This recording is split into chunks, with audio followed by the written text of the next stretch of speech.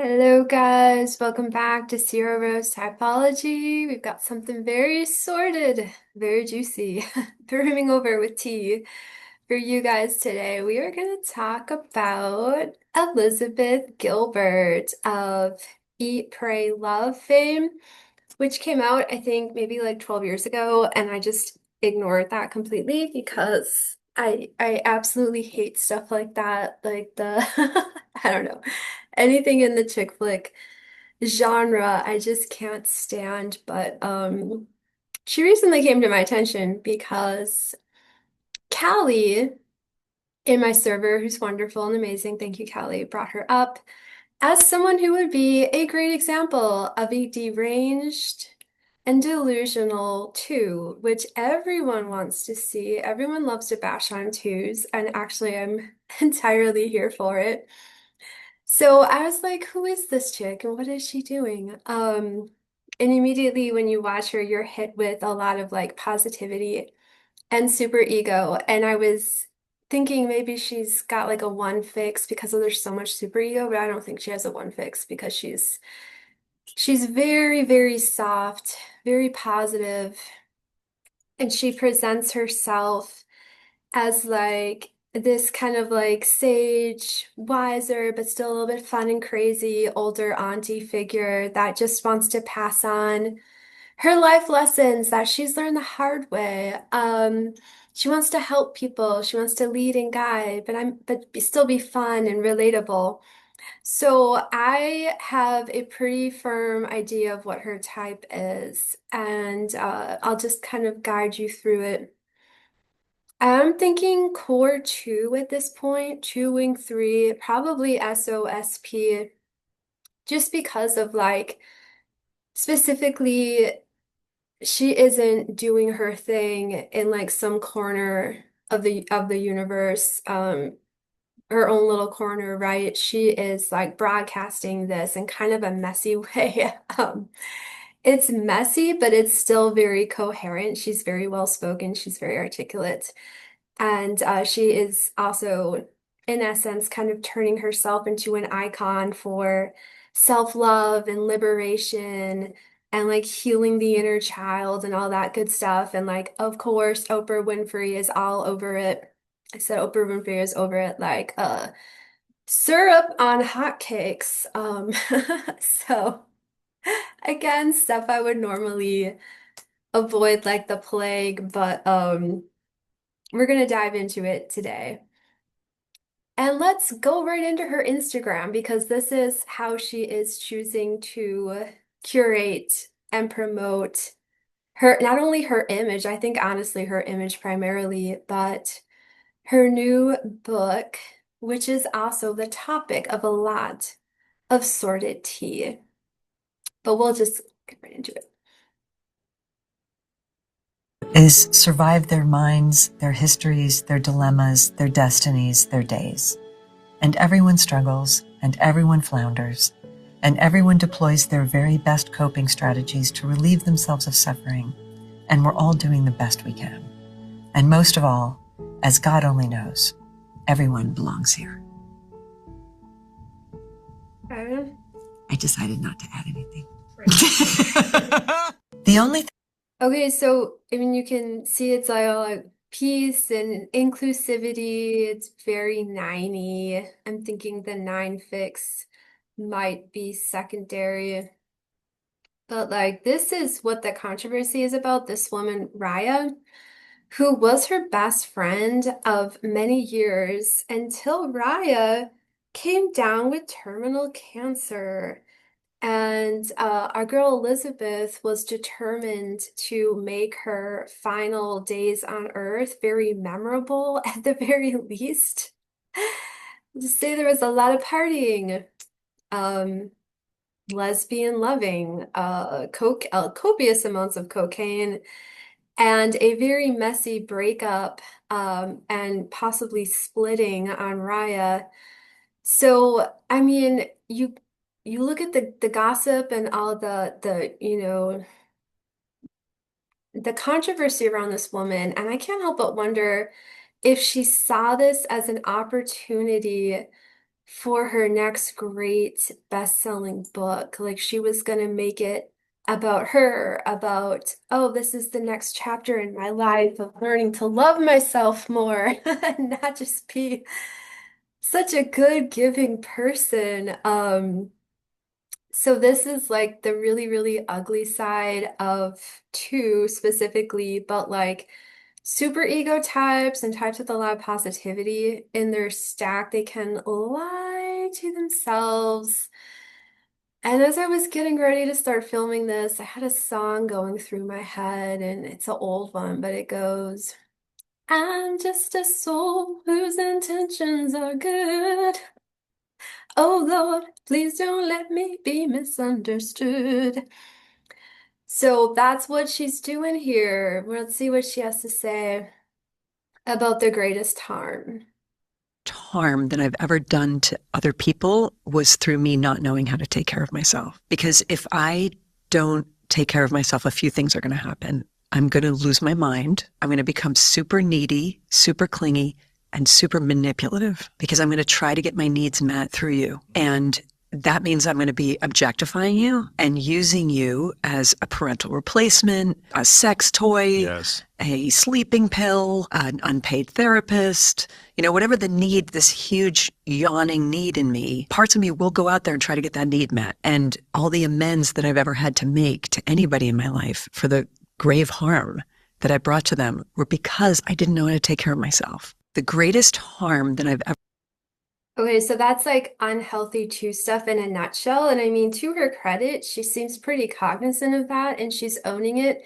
I do think she has a lot of super ego influence in her life. But this is also her promoting her book, right? And that's her whole shtick is like, I'm just kind of stumbling through life. I'm really fun and carefree, but I'm learning these lessons and I want to teach you and share my big, effusive two heart with you and my mistakes and learn from me, that kind of thing.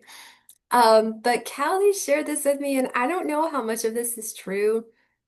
I spent like 90 seconds arguing with ChatGPT about it. Like, what's actually in this book? I'm not going to read it. I don't care that much. But ChatGPT was being a real dink and like wouldn't give me the sordid details. So this is what we got from Reddit. Okay. I think this needs to be in every possible discussion of this book. I hope it's okay, blah, blah, blah. So apparently this is from her new book. So she had been best friends with Rya since the year 2000, predating her big book, Eat, Pray, Love. Rya was a former cocaine and heroin addict. Elizabeth had gifted Rya a house in 2013 to allow Rya to write a memoir called Harley Loco about her addiction and recovery. So that could be interpreted. And I actually watched an interview with these two women where like Elizabeth was doing like this beaming to pride thing, introducing her friend and kind of like hogging the spotlight really like unself-consciously, and then was like laughing way too loud at the funny parts when she did finally let Rya talk. And it definitely had these undertones of like, look at me, I'm such a good person. I saw this diamond in the rough. She's my best friend. I bought her a house and I'm giving her this platform. She's so amazing and I am too. So yeah, that was my feeling about it, but my intuitive sense. But when Rya was diagnosed with pancreatic and liver cancer in 2016 and given 6 months to live, Elizabeth immediately broke up with her husband, the man she met at the end of Eat, Pray, Love, and whom she wrote about marrying in Committed, to confess her love to Rya. Elizabeth did not include details of her divorce from her ex-husband in the book in order to protect his privacy. Rya and Elizabeth quickly became a couple and had a commitment ceremony. Elizabeth promised to not leave Rya's side throughout her cancer and death journey, promising to follow her all the way to the river. What a poignant thing to say and write a book and title the book for. After Rya's cancer diagnosis, Elizabeth enabled Rya's relapse back into drug addiction. Elizabeth used alcohol, weed, Xanax, Ambien, mushrooms, and MDA with Rya. Elizabeth watched as Rya abused prescription painkillers. Elizabeth knowingly gave Rya money for her to start buying cocaine again. Elizabeth also personally bought Rya thousands of dollars of cocaine from local drug dealers. Elizabeth registered with the city as a drug user to get needles for Rya. So sweet. Elizabeth tied off Rya's limbs and held flashlights up to her veins to help her shoot up. In the midst of Rya's decline, Elizabeth planned Rya's murder, collecting the needed medications and fentanyl patches. Elizabeth was clear this was, in fact, a murder attempt and not a compassionate euthanasia, as Rya did not want to die. Elizabeth said of this planned murder, I'm the nice lady who wrote Eat, Pray, Love, and I came very close to premeditatedly and cold-bloodedly murdering my partner because she had taken her affection away from me and because I was extremely tired. Elizabeth stopped her murder plan when Rya began suspecting her. After Elizabeth's murder plan was thwarted, she sat Rya down and told her that she thought Rya had lost her soul and her integrity. I wonder why. And Rya was degrading Elizabeth's soul, the indignity. And Elizabeth had accepted Rya's death, and that Elizabeth felt she had done all she could. And now she wasn't going to stick around for what Rya had gotten herself into. Elizabeth then kicked Rya out of their shared home with no warning and went no contact for several weeks, despite knowing that Rya had nowhere to go. Rya, now suddenly homeless and still dying and addicted to the drugs Elizabeth had so graciously supplied her with, was forced to move several states away to live with one of her exes who agreed to take her in. So blah blah blah, Rya is able to get sober again. The ex takes care of her, does the actually decent thing. And then also while dealing with heartbreak from her lover, just dumping her like old trash. And then well, I guess after Rya gets sober, Elizabeth reestablished contact and visited her until Rya eventually died a few weeks or months later. Now, 7 years after Rya's death, Elizabeth claims to have achieved her highest level of peace, yet through 12-step programs for sex and love addiction. So, and then part of Elizabeth's healing for the past few years has involved refusing to give struggling family members or friends any financial support from her multi-million-dollar fortune, calling this financial sobriety. So Rya's sister objected to the memoir in an interview with the New York Times and called it exploitative. Of course it is. Saying she didn't want Rya's death to be monetized. Can't blame her. Elizabeth claims she got permission to write the memoir several years after Rya's death, when Rya's dead spirit visited from beyond the grave to commune with Elizabeth in Elizabeth's own mind. That is really convenient and amazing. According to Elizabeth, she could hear Rya's spirit in her mind, telling her that Rya kind of digs being dead and that Elizabeth should write all the gory details in a public book because Rya's spirit has no use for dignity since she's dead. In this short telepathic communion, Rya's spirit also apparently called Elizabeth beautiful 3 times. Of course she did. Made cancer jokes, and predicted that Elizabeth was going to become enlightened. Okay, so this is absolutely crazy.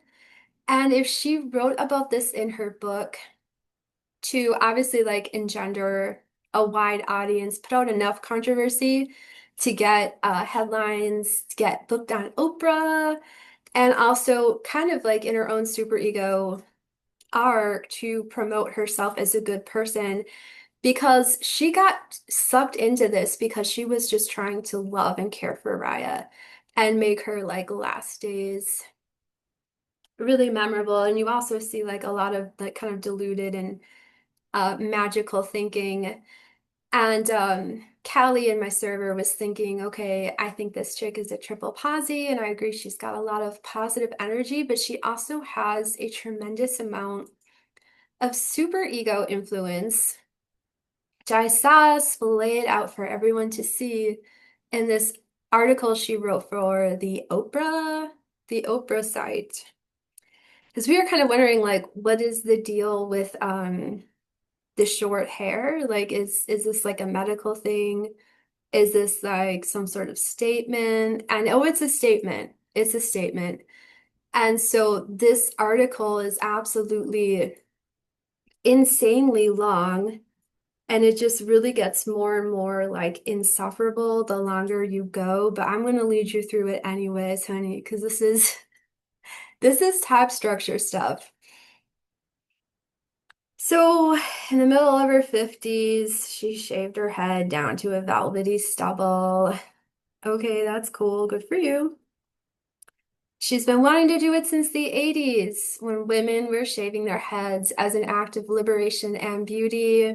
Sinead O'Connor was beautiful. She's been wanting to do it forever.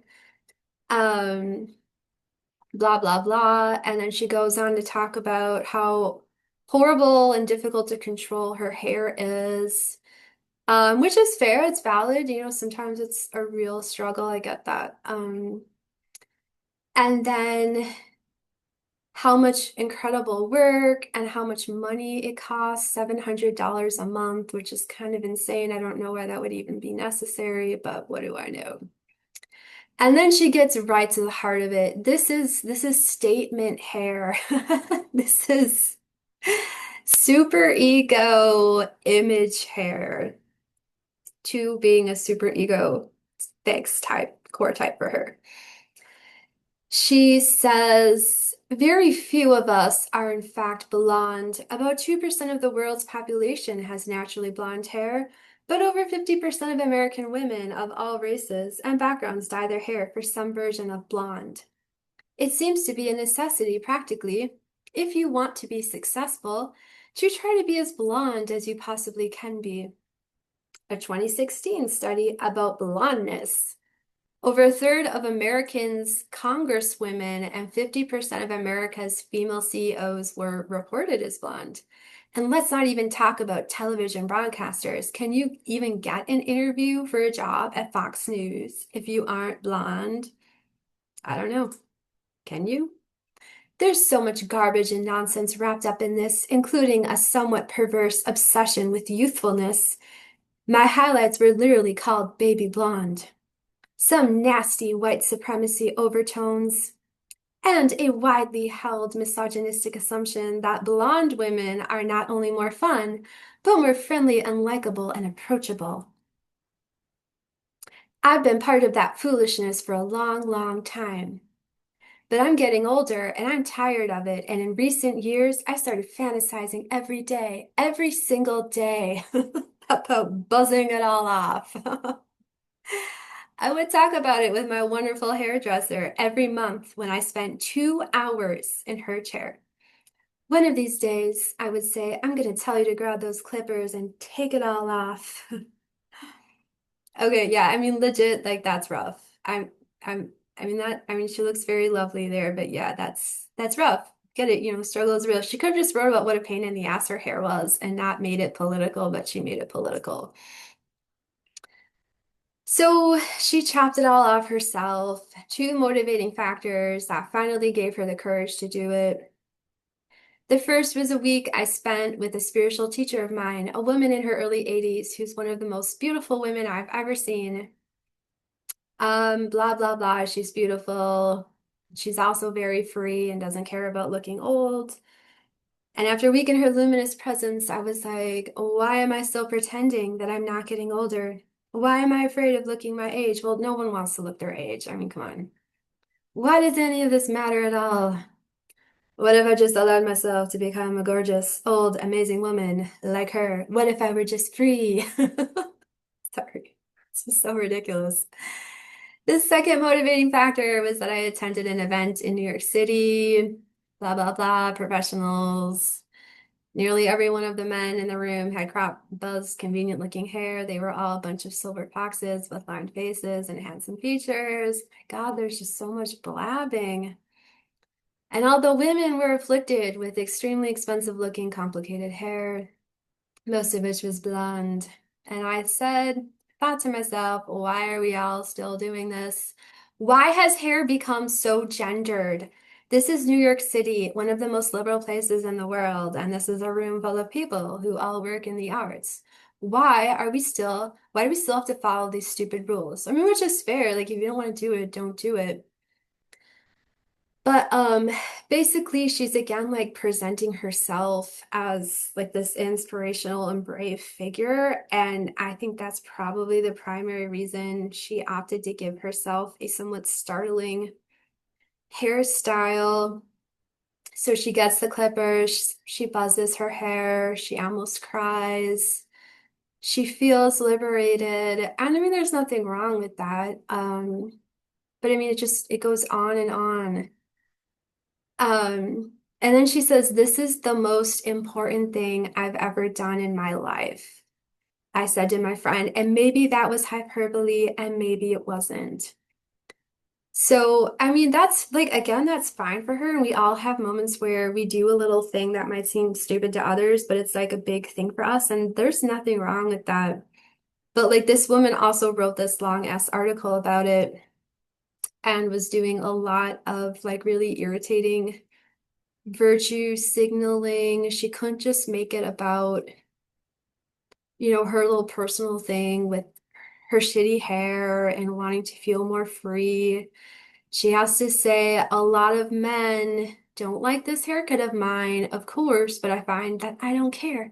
Let me rephrase that. I can't care. I cannot organize my life around what men like. There simply isn't time for it. I'm better than that.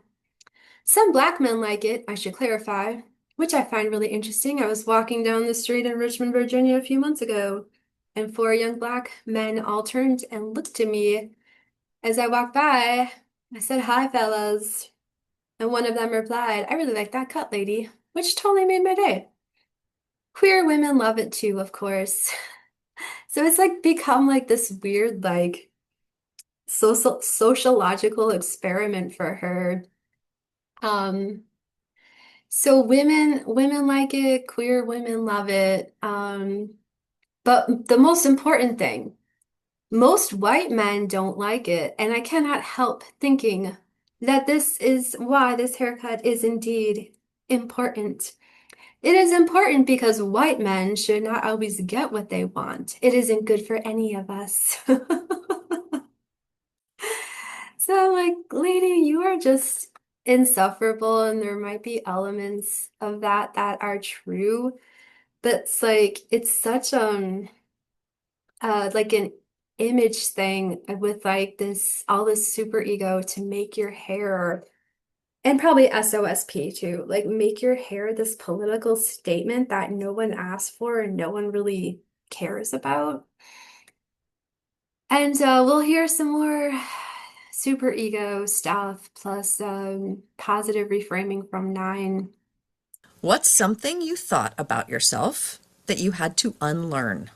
I'm afraid I'm not a good person, and no amount of meritorious action on my part of giving and loving and sharing and being generous and being kind could dislodge this like deep fundamental fear that I am not good. Even though you tried. I mean, you write in the book, your generosity is beyond. But you give with abandon to strangers. I just want to be good. I just want to be good. I just want to be a good person.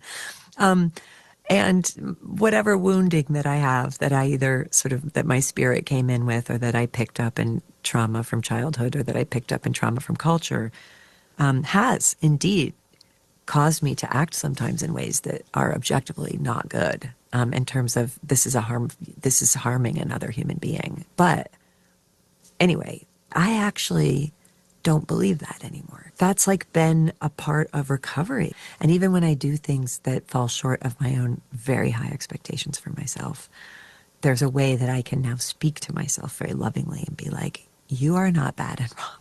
You are a a lovely, innocent child of the world who made a mistake. And that's okay. She's just a soul whose intentions are good.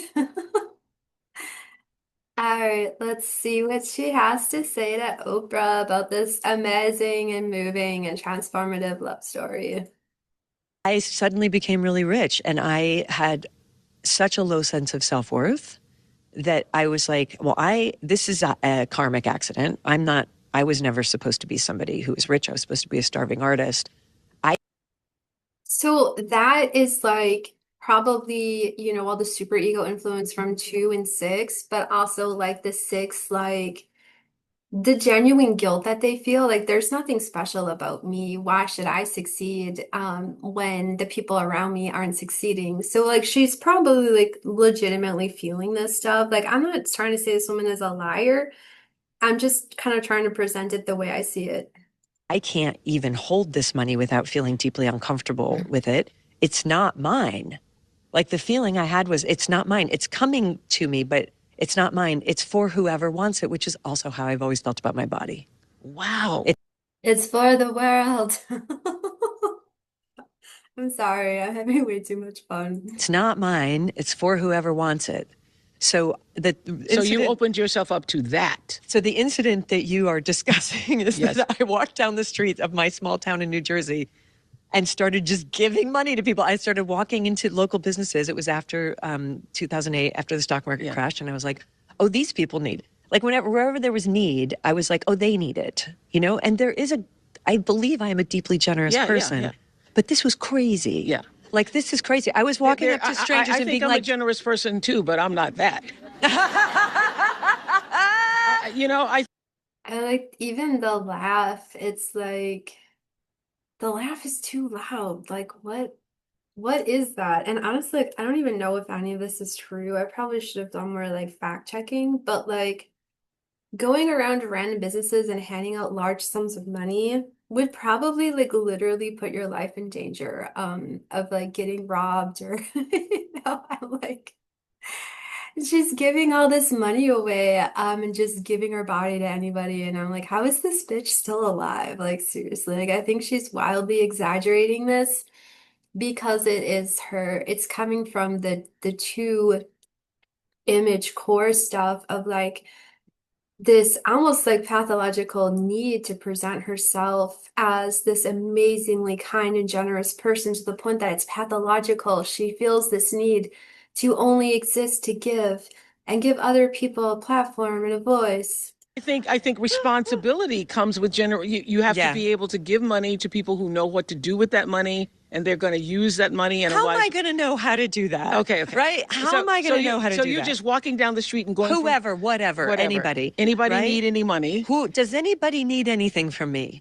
And then Time Magazine's like, we're going to name you as one of the 100 most influential people in the world. And I'm like, okay, now everybody needs me, right? So I'm just going to show up as the giver because that's part of that's what I'm going to do. I'm going to overgive. That's all I know how to do. Yeah. I'm going to overgive of my love, of my heart, of my pocketbook, of my wallet. And you would think when you just give people money and you say, here, take this, people would be happy about it. But you ended up in lawsuits. You ended up with people being upset that they didn't. A mess. A mess. A stew of resentments and problems and issues. And, some of those people I'm still friends with, but those were the people who loved me before I had money. They loved me anyway. Yeah. I was just throwing money at them because I have a psychosis, right? But they. Okay, like, and that's the thing with like the two energy. It's like it can be very unself-aware. Like there's a pushiness to it. You're like inserting yourself and like trying to play Santa Claus to people, and to a lot of people that's going to be offensive and unwanted. And she was meddling. Like this woman would not have been involved in multiple lawsuits if she was just like this wonderful little fairy princess just sprinkling money and goodness on people. This bitch was meddling. They were just like, they loved me anyway. Some of those people cross the street when they see me coming, because we got into such resentment and difficulty and codependency. One of my favorite lines of the book is my definitions of codependency. And one of them is the codependence motto, you break it, we fix it. Right. And so if you give a codependent a ton of money, all I'm going to do is try to use it to fix everything. Because if I can fix the world and make the world okay, then I'll be okay. Okay. And the same bad math as if I can love you so much, then you'll love me and then I'll be okay. And meanwhile, I mean, it doesn't get any more two. It's like, this is like perfect two stuff. Y'all are welcome. someone in here is not getting taken care of at all. Let's get to Rya's cancer diagnosis and what happened after that. So she's diagnosed with cancer. Yeah. So she was diagnosed with terminal pancreatic and liver cancer and given 6 months to live. By that point, she was firmly established in my consciousness as the most important person in my life, my ground of being, my foundation. I now see I had made her into my higher power. And I've heard addiction described as false worship. I'll be honest, my first therapy session did not go well, but it taught me something important. You don't get the best results. Right? You make something into your God. You make the alcohol into your God. You make the drug into your God. I made her into my God. Mm-hmm. So now I'm losing my God. Like, it's not just that she's dying and my friend is dying. It's like, the feeling I had was, I will not survive this. This is a world not living in without Rhea in it. I don't know how to take care of myself. She's the one who makes me feel like I'm taken care of.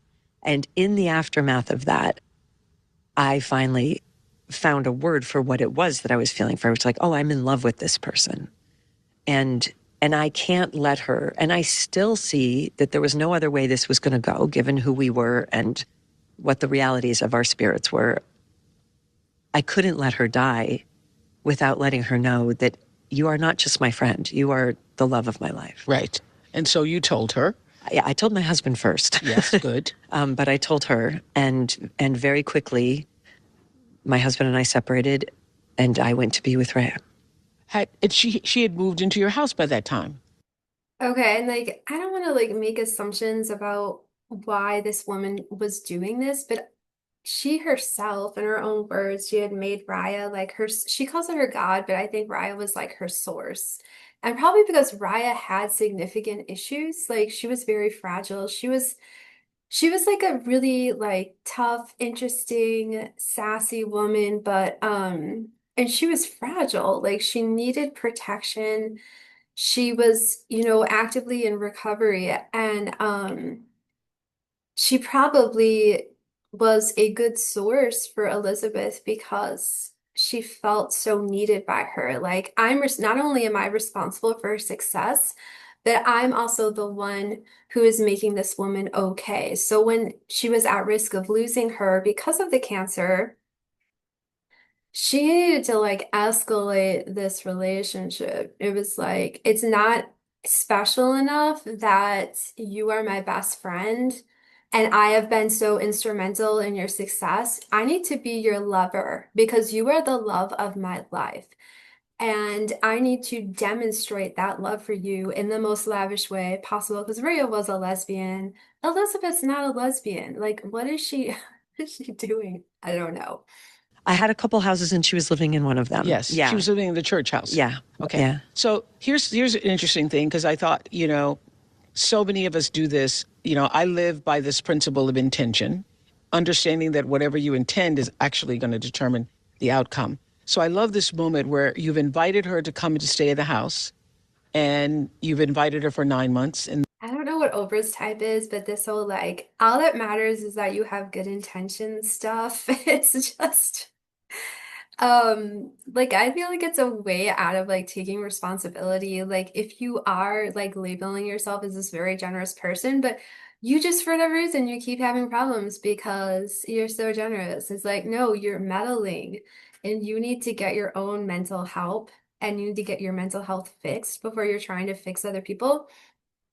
Which I mean, to be fair, it seems like Elizabeth is now aware of, but at what cost? Like she objectively used and exploited her best friend, probably really for her own need to be needed and to feel treasured by someone, and then abandoned her at her darkest moment, and now is exploiting her special relationship with this woman for book sales and for, a lot of publicity which she's getting, and also to further her own narrative of I'm growing as a person and I'm openly admitting because I have a six fix these mistakes I've made, but I'm still so beautiful and wonderful. I'm a child, beloved child of the universe. then that time is up. You want her to continue to stay. So you offer her the opportunity to write her own book. You make her an offer that she cannot refuse. Yeah. Because who's going to turn down It's a bribe. that? And if you stay here, you can just live here. You can just live here for free. Who's going to turn down that? But the real reason you were doing it, your real intention was you had a fear of losing her. Yeah. And that I'm going to hold you to this contract of writing a book, and it's going to look like you're writing a book, but really it's keeping you in my life. That's because exactly it. I'm too afraid to lose you. And that was when we were just friends. Yes. So she had come out and lived at this church that I had that I was offering to people to use as an artist residency for 9 months. And at the end of that 9 months, I had realized who she was and what it did to my nervous system when she walked in to the room was that I calmed down when Rya was there. I felt this absence of something that I'd felt my whole life, which was this low-grade terror that I've always had of everyone in the room. Because Rya handled people so well that when she came into the room, I felt deeply safe. And that sense of safety that I could not provide for myself, that she was able to provide, made me completely dependent on her. And what I did when I said, why don't you stay, was a little something we call manipulation. Yes. And I feel like this is the part of the book where perhaps I most reveal the parts of myself I don't want anybody to know about me. But it was like, I can't live without you. I don't know how to take care of myself. I'm terrified of the world. Your presence makes me feel like the world isn't scary. What am I going to have to do to make sure that you don't leave? And you're not my romantic partner, and I'm married, right? So I was like, oh, I'm going to generously offer you a writing grant. Just so that you can stay. And this is me pulling the strings of somebody else's life to get what I want, which is what addicts do, right? You lose your integrity and you start manipulating people, places, and things to get the drug that you need. Because at that point, I was using her as a sedative. Okay. When she starts to drink the bitters or take the bitters and you look the other way, and you realize, oh, the bitters are like what? 47% alcohol. 47% alcohol. She's not supposed to be taking alcohol or drinking alcohol. And she comes to you and says, babe, do you mind if I have a glass of wine? Because other friends of mine have said that I should have some wine. And you say yes, but inside yourself, you know that that's not the right answer. Or do you? I'm pretty good at compartmentalizing. Yes, You know, I often think, I don't know if you all have this, but like, I think there's things that some parts of us don't allow other parts of us to know yet because we can't handle it. Yeah. So Rya was an addict in recovery. She had at that point 17 years sober. She was a heroin and drug addict. In the rooms of 12-step recovery, it is an acknowledged truth that there is no difference between substances when it comes to addiction. And although she was a drug addict, she should not be drinking alcohol because that is also a mind-altering substance.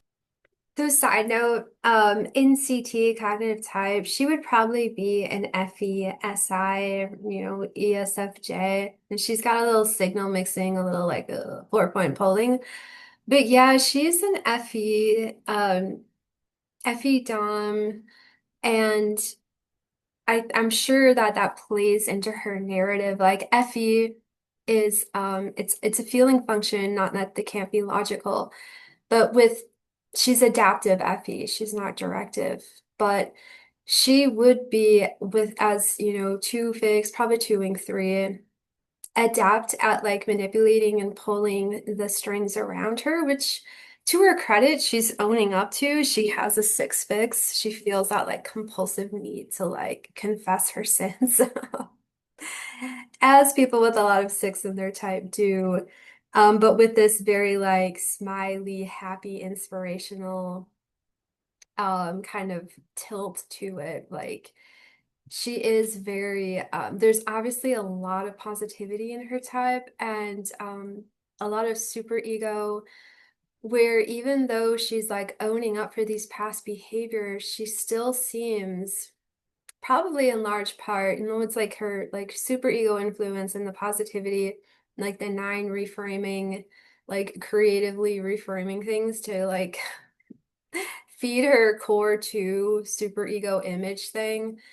Um, they seem like they're at odds because she's trying to excavate from her own mistakes and moral failures to be as honest and authentic as she can, and admit like the horrible things she did because she had like addiction problems and codependency, which I mean she legitimately probably has. But she's also not really taking responsibility for what she's currently doing.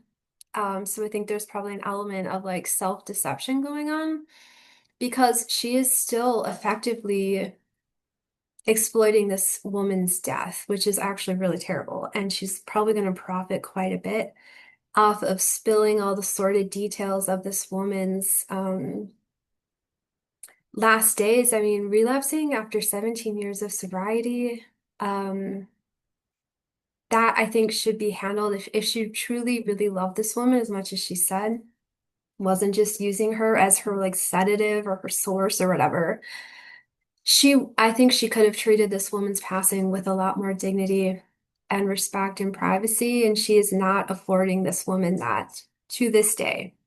So it makes me wonder, it gives me pause of like how much has she actually learned because she's clearly still engaging in these unhealthy patterns that she claims to recognize in herself. And sobriety is I do not take mind-altering substances, right? So when she suddenly said that she wanted to start drinking, you know, there was like a little part of me that was like, is that a good idea for somebody who like lived on this, like a low bottom addict, like jails, institutions, like, it's not a good idea, you know, but she was also very convincing that it was fine.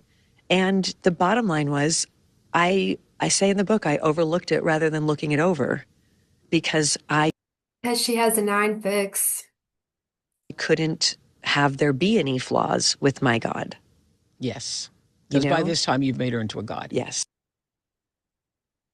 Okay. Well, I don't know if any of you guys can stomach anymore. We'll just start this one. We don't have to watch the whole thing.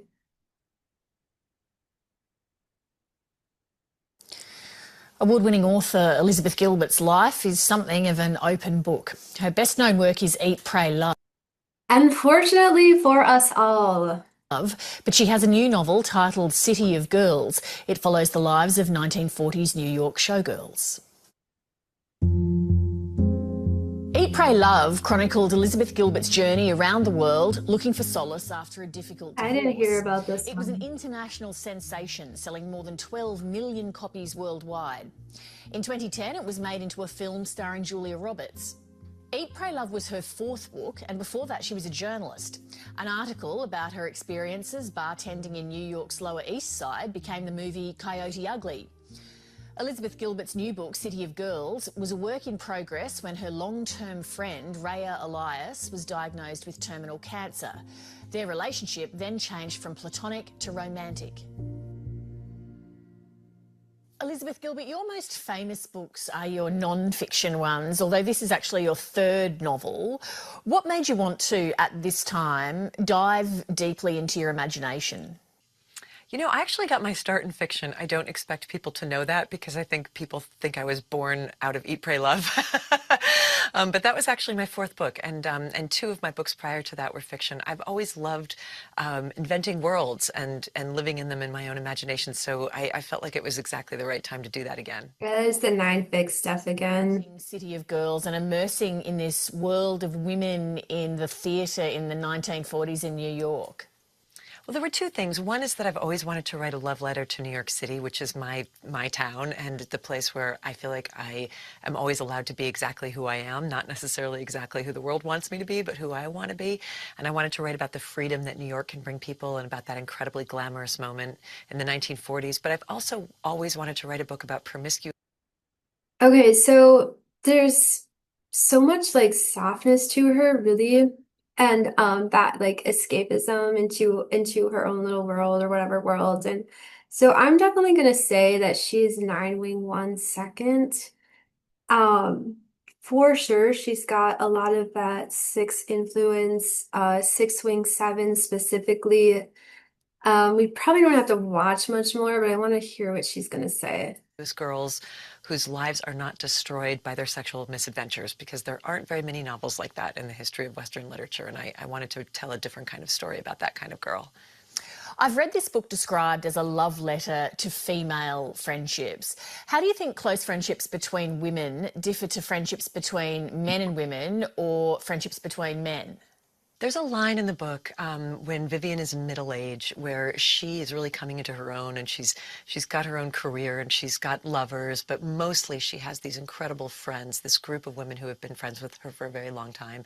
And she says when women are allowed to be together with no men around, they don't have to be this or that. They can just be. And that's the experience that I myself have had. I love my male friends. I've loved all my romantic partners, but there's something about getting together with the friends who I've had now for 20, 30, 40 years, the female friends. And when there are no men in the room, there's something that can happen that's quite magical between women where you just really get to be. Just to shift to a less happy subject, your partner Raya died at the start of last year, and I'm very sorry for your loss, and I hope you don't find it indelicate that I raise it. I don't. I've talked about it openly, so you're free to as well. I just wanted to ask, Oh, she can't wait to talk about it. what does grief feel like 18 months on compared to right at the time? God, grief is a sneaky devil. It's like many of the human emotions, it doesn't operate on a tidy grid.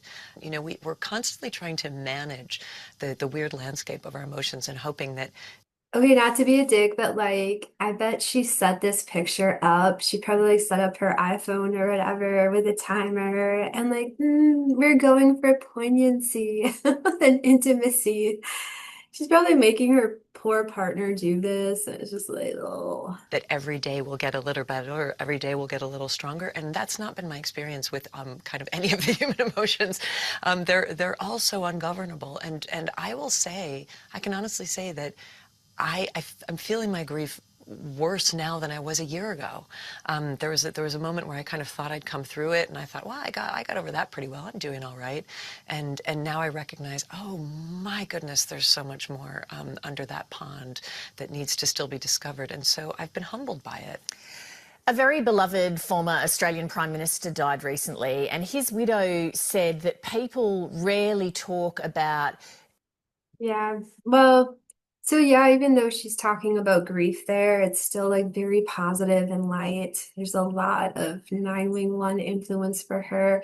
I might even be tempted to like type her as a 9-wing-1 if the two stuff wasn't like so in your face.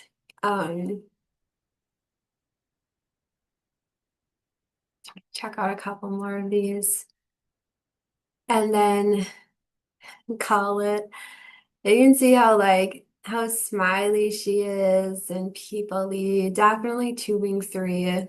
I think we're all struggling with our own journeys in life to find liberation. I actually personally happen to believe that's what we came here for, that we came here to what I like to call Earth School, the toughest curriculum in the entire universe, a school for the bravest souls, to be brought here to have experience after experience after experience that teaches and teaches and teaches, which can feel exceedingly uncomfortable at times. But I have to say that through everything I've ever gone through in life, through divorces, through depression, through people's deaths, through upheavals of the world, the only model that works for me, that keeps me in the game and curious enough to want to keep going, is what is the lesson in this that could not possibly be learned any other way? You never want to say that to someone when they're going through something horrible, like, oh, you're going to get something incredible out of this. There's going to be some huge life lesson for you. But I think it's a really good thing to say to yourself. And somehow that takes me out of fear and anxiety and puts me into a mindset of curiosity and perhaps even creativity for how I can co-create the next chapters that are coming. I think we're all struggling. Okay, yeah. So you can kind of see the pull between her 9-wing-1, wanting to like she's very hazy. She's very like woo and spiritual. There's moments where you're like, what is she talking about? She's 9. Got that really strong 9 fix, but like, and then the 6, like the fear and anxiety. Oh my God. Um, Kind of like battling it out in her type structure here. But there's just tons of this like Like it's very softly spoken, spiritual healing stuff, very like 9-2 comforting soup. It's very like, like oh, what was that? Like chicken noodle soup for the soul or whatever was really, really huge in the late 90s. This is like kind of like what this woman is repackaging and serving up a whole lot of super ego and almost delusional ability to positively reframe things. I mean, which is kind of admirable. Like, really, whatever you want to say about her, she's just doing her type patterns. Um, and honestly, I don't know. I don't like wish any harm on her. Um, but I understand the controversy. I understand what she's doing. I have a tooth fix too. Like, I thank God I'm not actually a core two every day, but okay, well, one last one. One last one. People often ask me what my favorite memory of Rya Elias is. And obviously, I have so many. She was the love of my life. We were friends for almost 2 decades before we were partners. But what I think is so moving for me now, nearly 7 years after her death, is that I miss the simple, tiny, insignificant things. There's a part of me that will still, in a room, look toward the door and expect her to walk in. And she doesn't even have to do anything in that vision for my heart to both break and open. It's like, I just want to see her walk in. I just want to see her walk in with that big smile on her face and feel that feeling that I always felt, which is everything's going to be okay now because Rya is here. And I have heard from hospice nurses that when people are on their deathbeds, the things that they regret or the things that they feel like they're going to miss as they're dying are not these massive, huge accomplishments and achievements. They'll say things like, I wish I had appreciated more just what it feels like to go for a walk. I wish I had appreciated more what coffee tastes like now that I can't have it anymore. And I don't think I ever didn't appreciate Rya, but what I miss and what I long for is just the simplicity of seeing my beautiful friend walk in the door. People often ask me, This is gonna sound really horrible, but it's kind of convenient that Raya died or Rhea because now she can memorialize her and almost like deify her as this godlike figure in her life, like she had been trying to do all along. And then Raya screwed it up, right, by being too much of an addict and too messy and dying, which is an ugly process. That just forced Elizabeth to have to kick her to the curb. Um, but yeah, anyways, so Elizabeth Gilbert, she's a 2-wing 3, 9-wing 1, 6-wing 7, SOSP. If you guys have any comments or questions, or if you would like to be tagged by me, feel free to leave a comment below.